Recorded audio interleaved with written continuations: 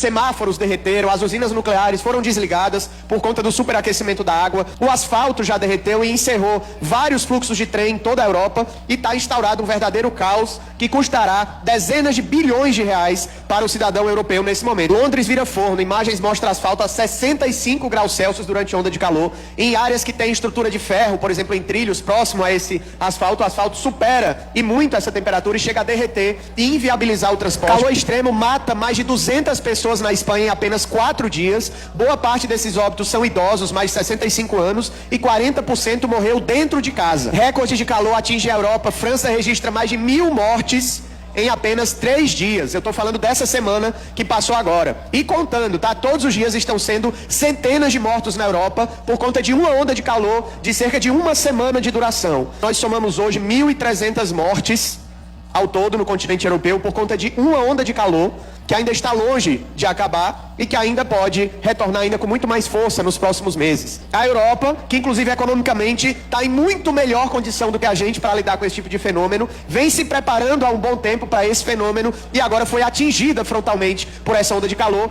que está muito mais profunda do que qualquer outra da história da Europa. Todos os dias eles estão batendo o recorde da temperatura do dia anterior. E por que eu estou trazendo esse exemplo aqui? O Instituto Nacional de Meteorologia, agora do Brasil, e órgãos oficiais, né, do nosso país, inclusive o próprio INET e tantos outros, acendem alerta máximo e lançam um boletim inédito sobre o El Niño no Brasil. A probabilidade de um El Niño severo atingir o nosso país subiu de ontem para hoje para 90% de probabilidade. E dele se tornar um super El Niño, ou seja, muito mais grave do que o El Niño, que já é severo, ela também está agora como muito alta chance de acontecer, antes era apenas 1/4. Essa mancha vermelha nas águas superficiais do Pacífico, elas mostram o aquecimento dessas águas superficiais acima de 2 graus Celsius, o que já configura um estado grave do El Niño, e essa temperatura ela chega agora com força total no Brasil, iniciando nesse mês que nós estamos. E as previsões com isso é de precipitação muito acima da média para o sul do país,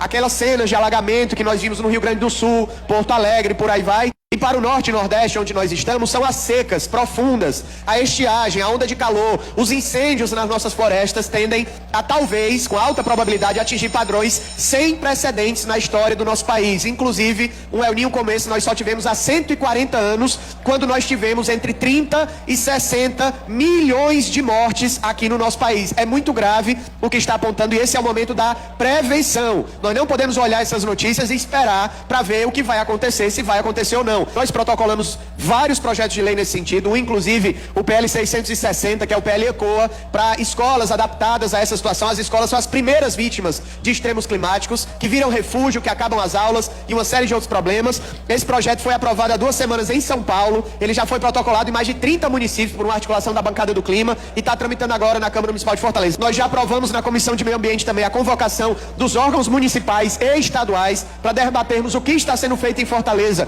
de prevenção contra essa situação, para que a gente consiga passar na melhor tranquilidade possível, porque as pessoas mais vulnerabilizadas das periferias de Fortaleza são as primeiras a sofrer com essa situação.